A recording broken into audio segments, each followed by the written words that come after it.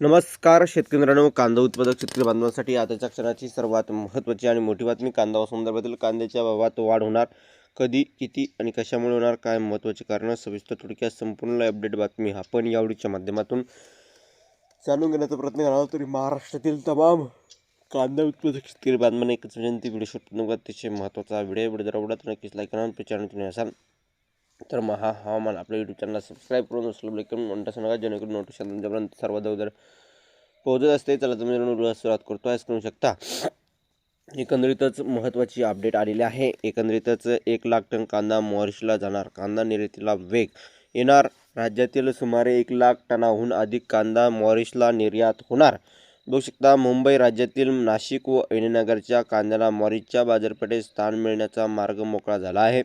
केंद्राच्या मदतीने महाराष्ट्रातील सुमारे 1,00,000 टन अधिक कांदा निर्यात करून मॉरिशसची मोठ्या प्रमाणातील या ठिकाणी कांद्याची गरज पूर्ण करण्यात येणार आहे, अशी माहिती पणन मंत्री जयकुमार रावल यांनी सोमवारी विधान परिषदेत दिली आहे.